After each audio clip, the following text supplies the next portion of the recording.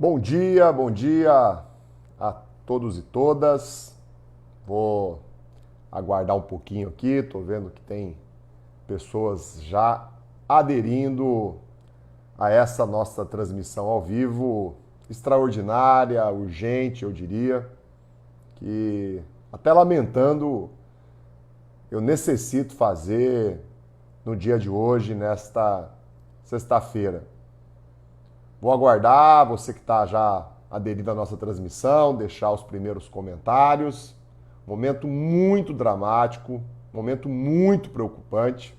Por isso, como já fiz nas semanas passadas, tenho interrompido as minhas férias, tenho interrompido esse período de recesso para trabalhar, para me dedicar ao Brasil, para me dedicar ao enfrentamento do coronavírus e principalmente me dedicar ao enfrentamento a essas insanidades que Bolsonaro continua cometendo.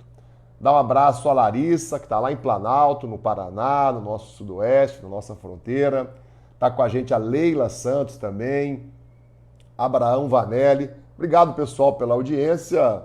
Como eu já disse aqui no início, estou fazendo uma transmissão ao vivo que não estava programada, né? Eu tinha decidido, ao menos durante 15 dias, né, não estar tão presente nas redes sociais, recuperar as energias, descansar, mas não tem sido possível. É preocupante, é assustador, eu diria, o que está acontecendo no nosso país nesses primeiros dias do ano. Mandar um abraço aqui à Mônica, que está com a gente também, a Fátima, Paulino.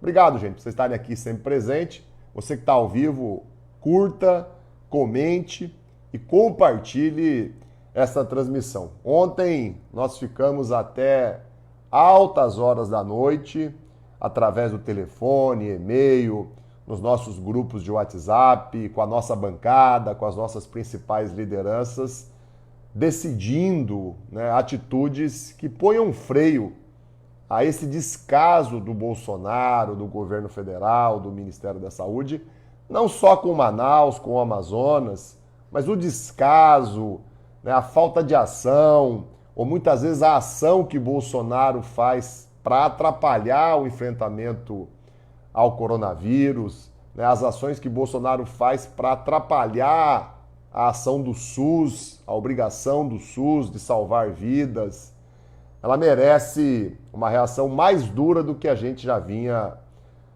tratando, que a gente já vinha fazendo. Dá um abraço aqui a Simone, que está com a gente também acompanhando, a Maria Braga. Pessoal, nós estamos solicitando ao presidente do Congresso Nacional, o senador Davi Alcolumbre, que suspenda o recesso parlamentar. Já haviam algumas solicitações nas últimas semanas, mas agora nós estamos fazendo isso numa dimensão muito maior, inclusive de forma pública. Eu queria pedir, você que está nos assistindo aí, a Fátima, o Marlon, o Luiz, que vocês nos ajudassem aí numa mobilização nacional, todo mundo indo para as redes sociais, todo mundo falando com outros deputados e senadores, para nós convencermos o presidente do Congresso, Davi Alcolumbre, a suspender o recesso, convocar o Congresso. Nós temos leis para serem votadas, inclusive uma no Senado que trata da vacina, e nós vamos ter que criar medidas novas para obrigar Bolsonaro e o governo federal a fazer o que já é obrigação, né? Cuidar do SUS, né? Ter um planejamento nacional de enfrentamento à pandemia, já é uma obrigação do Bolsonaro, já é uma obrigação do governo federal. Mas, infelizmente, ele não age. Deixa cada município, deixa cada estado abandonado, sem um mínimo de ação coordenada nacional, e é por isso que falta oxigênio. Como faltou respirador um tempo atrás, como falta ainda material de proteção individual, é por falta de uma ação nacional planejada, é por falta de uma ação única, de uma coordenação única nacional, que nós estamos vendo cenas como essas de Manaus, que a gente não pode deixar passar em branco. A gente tem que repercutir e tem que tomar medidas. O nome do SUS, reflitam, pessoal, façam mais pessoas pensar sobre isso. O nome do SUS já diz tudo, Sistema Único de Saúde. É um sistema só, o governo federal, o Ministério da Saúde tem obrigação de planejar, coordenar, acompanhar, fiscalizar as ações. O que o Bolsonaro, o Pazuello, que está lá ocupando o cargo de ministro da Saúde, faz é lavar as mãos, é fazer de conta que eles não têm nada a ver com o que está acontecendo no nosso país, como se não houvesse governo federal, como se não houvesse Ministério da Saúde e como se não houvesse um importante e necessário sistema único de saúde no nosso país. Mandar um abraço à Sônia, à Andréia. A Andréia está colocando ali já no comentário dela a palavra de ordem. Fora Bolsonaro, fora Bolsolixo. Nós vamos, é claro, prioritariamente cuidar das questões da pandemia. É importante o fim do recesso, é importante o Congresso voltar a funcionar. Né? Precisamos convencer o senador Davi Alcolumbre, só ele pode tomar essa decisão. Nós estamos insistindo também com o presidente da Câmara, o Rodrigo Maia, nos ajudem nisso, para que a Câmara dos Deputados, caso o Congresso não volte, né, num gesto de tensão, a Câmara pelo menos volte a funcionar. Nós estamos, é claro, tomando medidas junto ao Supremo Tribunal Federal, junto à Procuradoria-Geral da República, o Ministério Público precisa agir, o Poder Judiciário do Brasil precisa agir, e nós, o Congresso Nacional, junto com vocês, com a população, com os nossos apoiadores, lideranças, precisamos agir rápido. Já morreu mais de 200 mil pessoas e os números indicam que as mortes estão se acelerando novamente. Os números de contágio estão crescendo novamente. A gente não pode ficar de braços cruzados. É claro que tem uma tarefa muito importante que não cabe a essas instâncias que eu citei. É uma tarefa que cabe à população. É o nosso processo de conscientização quanto à necessidade de lavar as mãos, de usar álcool em gel, de usar máscara e de evitar grandes aglomerações, lugares fechados. Mas as medidas que estão hoje dentro do princípio da maior importância e urgência são medidas de tratamento. Né? Faltar oxigênio é uma coisa inaceitável. O país não ter um programa razoável, organizado e claro de vacinação, enquanto o mundo todo está vacinando milhões, é algo inaceitável. Estou vendo que está com a gente o Paulo Moreno, a T.O. Neuci Goetz. Obrigado pela presença aqui, pessoal. Nós precisamos exigir isso. A vacinação já deveria estar acontecendo há muito tempo. Nós temos uma lei, inclusive, que está lá no Senado, a Câmara já aprovou, para obrigar o governo a fazer o que já é a sua obrigação. Né? A nossa ideia de fim do recesso e volta do funcionamento do Congresso é mais por pressão política, né, do que por atitude prática. Né? As leis que são necessárias, inclusive para o governo ter dinheiro, disponibilidade financeira, todas elas já foram aprovadas lá em março e abril, no começo do ano passado. Bolsonaro não faz porque não quer. Dinheiro tem, a estrutura do SUS comporta uma ação nacional coordenada por seringas, por agulhas, por vacinas, por equipamentos, respiradores e oxigênio, gente. Em qual país do mundo vocês viram faltar oxigênio? Eu não vi em nenhum outro país do mundo. É um fato raríssimo que mostra incompetência, descaso, falta de coordenação nacional. Abandonam uma cidade para que ela se vire sozinha. Isso nunca existiu dentro do SUS, porque o SUS é um sistema único de saúde. É um sistema coordenado pelo Ministério da Saúde, coordenado pelo país. Está lá na nossa Constituição isso. Quero pedir a ajuda de vocês para que a gente possa fazer outras pessoas entender a gravidade, para que a gente possa fazer outras pessoas entenderem, né, o quanto que é inaceitável a maneira como as coisas estão sendo conduzidas ou não estão sendo conduzidas, e que é a pressão política nossa, é a pressão política popular que faz as mudanças acontecerem, que coloca o Ministério da Saúde, o governo federal, o Bolsonaro, né, numa outra postura, muitas vezes contra a vontade deles, mas eles são obrigados a agir, e é o governo federal que tem força para agir. Por exemplo, a Anvisa, que é um órgão ligado ao governo federal, o Bolsonaro indicou os diretores, o presidente, já deveria ter aprovado as vacinas no ano passado. O mundo todo aprovou as vacinas. Países como o Reino Unido, a Alemanha, os Estados Unidos já aprovaram as vacinas, já estão vacinando a população. Por que a vacina é boa lá e a vacina não pode ser aplicada aqui? Depende de mais testes, de mais procedimentos burocráticos. Isso é um absurdo, é inaceitável, pessoal. Então eu quero pedir para você que está nos acompanhando aí, curta, comente, compartilhe essa transmissão.